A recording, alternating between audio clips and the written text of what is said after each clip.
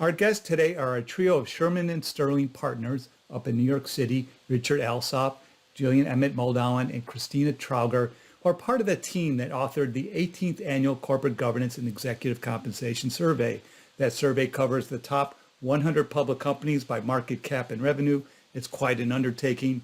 Thank you for doing it. I'm Brock Romanek, today on Zippy Point.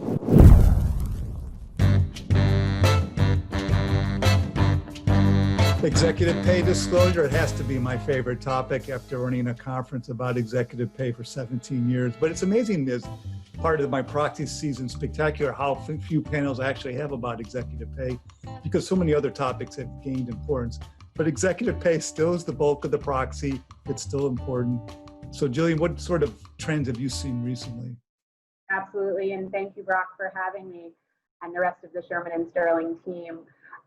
What's interesting is that executive pay has really bled through so many other issues now, and so isn't isolated to just pay metrics.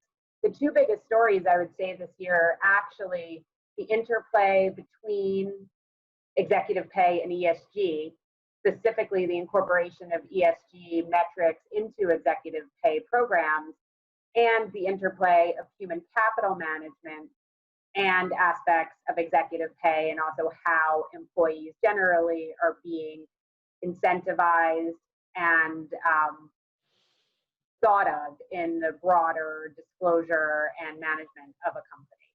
So it's interesting to see how it's both perhaps reduced focus because of all the other focuses, but taking on the flavor of the topics that are so hotly discussed right now. On the ESG side, I think there we're really seeing that movement into the use of ESG metrics. And what bore out in the survey itself, when we looked at this intently, is that 36 of the top 100 companies that we're looking at now are using specific ESG metrics in their executive compensation programs. And people have been talking about this trend for a while, but it's now interesting to really see how many of the companies are expressly getting to ESG measures when thinking about executive compensation.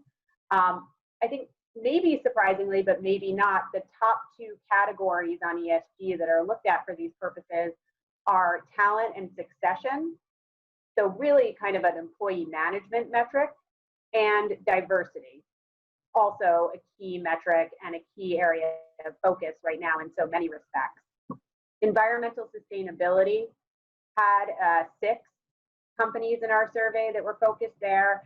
And I think what might be an area of rising interest in this year, because again, we're looking at a survey data that is a COVID-19 pandemic set of disclosures, but 5 companies included metrics related to employee health and safety. And I think that's something we could watch for in the coming year to see if there's an increase there.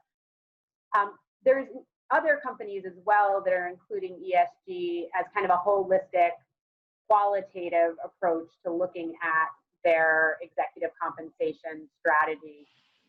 So even for companies that haven't come to put a specific metric in their plan at this point, we are seeing some companies use it in a more holistic evaluation of what's going on at the executive pay assessment level.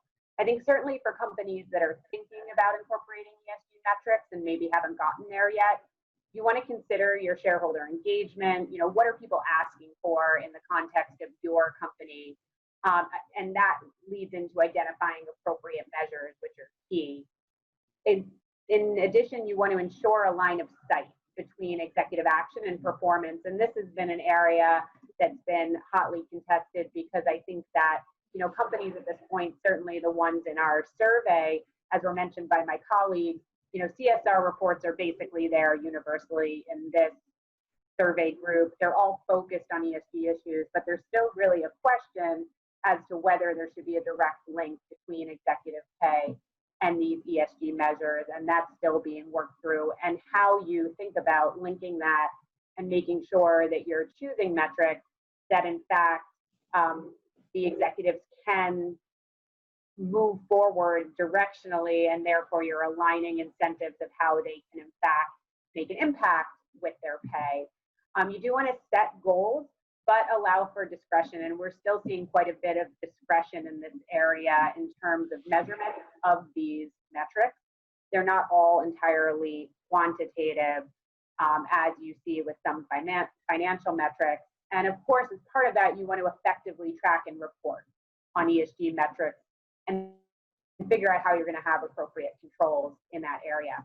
Beyond ESG metrics, certainly human capital management oversight is a hot topic, but it really straddles the areas of company oversight, board oversight, and company risk factors, and has not yet made its direct way into the pay structures, except to the extent of where we're starting to see aspects of human capital management be part of those ESG measurements related to compensation. Other key areas we expect to be thinking about this year and certainly saw interest in, I'd start with executive perks. There, we certainly still see perks, we still see plain usage. That'll be an interesting area to look at this year with new guidance from the SEC about how to think about perks in light of COVID-19. And I think you'll see a blurring and a question of whether certain things that have traditionally been considered perks are in fact now considered necessary for business as people set up home offices and travel in different ways. So that'll be an area certainly to keep an eye on in the coming year. And we continue to see enforcement actions from the SEC related to perk disclosure. So companies should certainly keep that in mind. I'd also note clawbacks as an area that in some respects we thought was losing steam in interest because clawbacks for the most part, certainly in this survey population, are almost universally included. And there's been such a delay on seeing an actual Dodd-Frank required clawback. A couple points here on clawbacks. One, we might see some movement in the new administration on this area, so that'll be something to be interesting to watch for.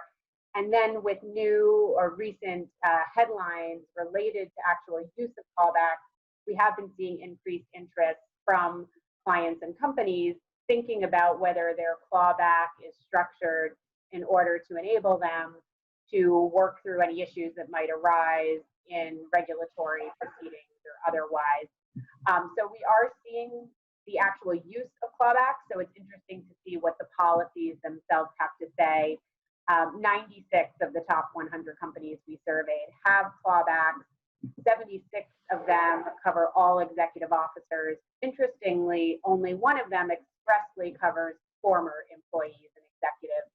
And that could be an area of interest as well to see if we see any increased coverage expressly of former employees and executive officers as clawbacks develop.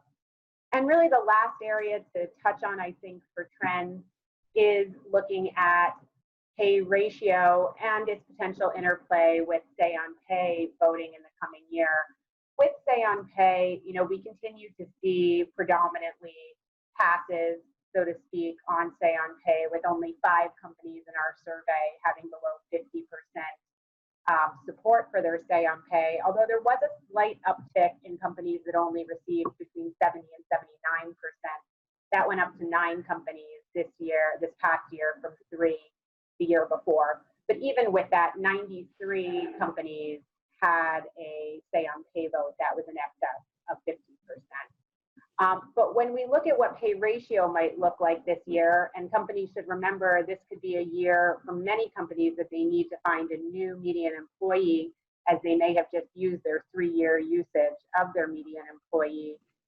And with the sensitivities around how executives may have made their way through the pandemic versus the employee population more generally, we could see an increased focus on the CEO pay ratio, which is an area that has been around for a few years now. People had anticipated initially quite a lot of press and other attention to it, and quite honestly, it's been a bit of a dud in that respect. And whether we'll see any actual focus on it at a greater extent, both due to the pandemic and multiple years of data being available for proponents or others to really key into and see what's happening on that side. Yeah, I've taped over 500 Vid-Guides, and not one of them has mentioned clawbacks before. And that was such an important piece of my conference all those years. And it is an important topic, but there's just all these other issues have popped up, and I'll get around to it. But you covered it well. You covered everything. You did the whole conference in one Vid-Guide. That was awesome, Gillian. Thank you. Thank you for having me.